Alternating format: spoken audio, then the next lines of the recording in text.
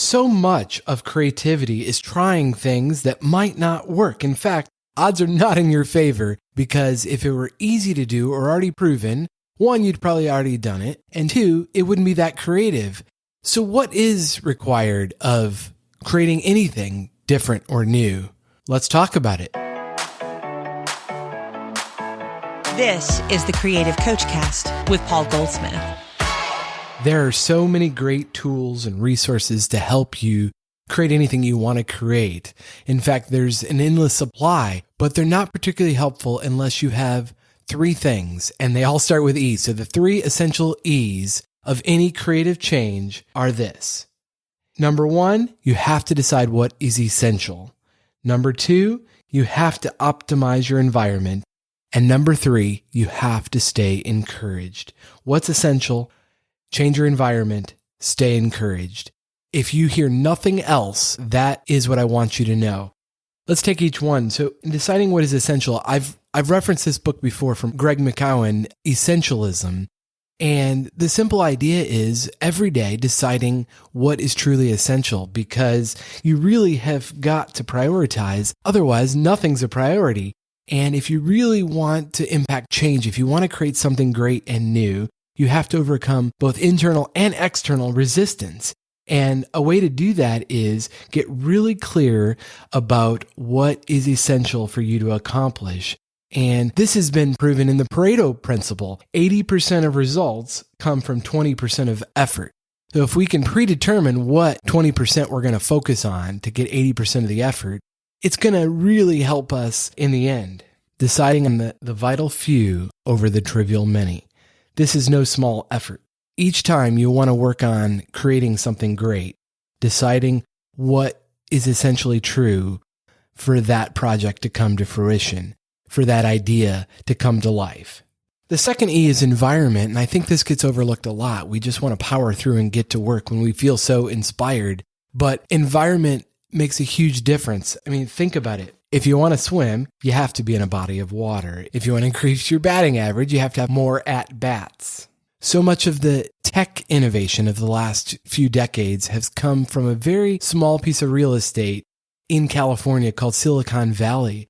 Are the people that live there just that much smarter than everybody else? I don't think so. It's a highly concentrated area where if you wanted to create a great software product, that's a great place to do it because you're surrounded with other like-minded people in that environment.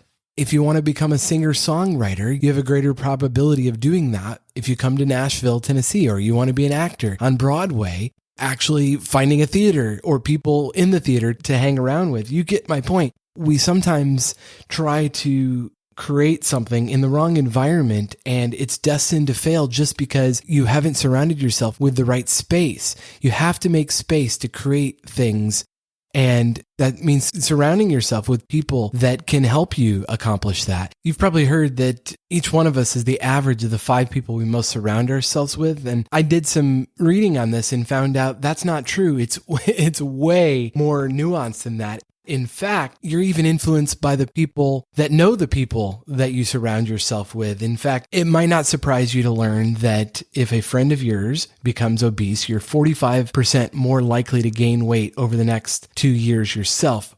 However, what was surprising to me, and it may be also news to you, that the research has found that if a friend of your friend becomes obese, your likelihood of gaining weight increases by 20%, even of a person you've never met, of a friend of a friend. So environment is so important. That same study found that if a friend is a smoker, you're 61% more likely to be a smoker. But if a friend of yours is a smoker, you're still 29% more likely to smoke. And the most incredible part of this research, and I'll include a link to it in the show notes of this podcast so you can read it for yourself. They also looked at happiness, and they found that happier friends make you happier. No surprise there. But if your friend of a friend is happy with their life, you have a 6% greater likelihood of being happy yourself. You know, as they note, 6% might not seem much, but if you got a 6% return on investment, that would be pretty good. 6% happier, I'll take it. So your environment, the people you surround yourself, and the actual space you're in make a huge difference. And in fact, that also leads us to the third essential E of any creative change, and that's encouragement. You have to stay encouraged. Surround yourself with people that are going to encourage you in whatever it is you're trying to accomplish, because, the greater the challenge, the more the adversity, and it's going to take that. Somebody believing in you even when you're starting to doubt or doubting whether you can accomplish it. That's where a coach comes in, or a close friend that you know is an encourager. Let them in. There are so many people that have encouraged me with a simple text, and it came through at just the right moment when I was questioning whether it was worth all the effort, and specifically just the Creative Coach Cast. And I have to give a shout out to Ryan and Farron and Tim and Doug. They go in my Encouragers Hall of Fame. We all need more encouragement. Who are you encouraging? The word encourage comes from an old French word, encourager. I know I'll butcher that, but it just means literally to hearten, to make stronger. Every word of encouragement you give to another person makes them stronger. And we know this when we encourage our children, they do better. And we're all surrounded by so much discouragement. We all have discouragement. We all have insecurities. And so when you encourage another person or another person encourages you, you become stronger. You also have to encourage yourself. And this is probably the hardest part, but it does make a difference. Some call it affirmations. And each day, encourage yourself. Many of us have a negative tape that can play in our head.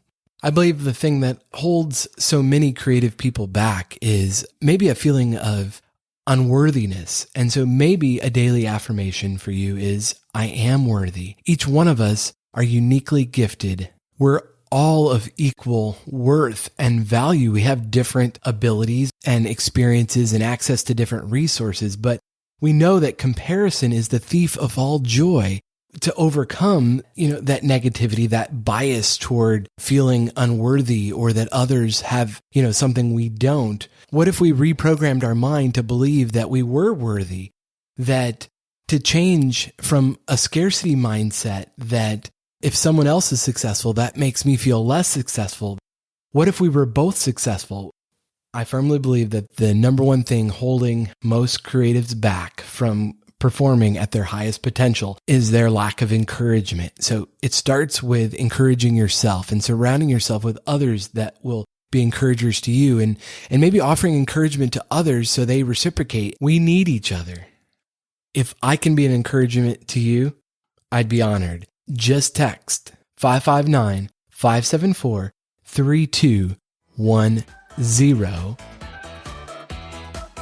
Thank you for listening to the Creative Coach Cast. I hope this has been beneficial, and if you like it, please review it and rate it. That way others can find it, and we'll talk to you next time.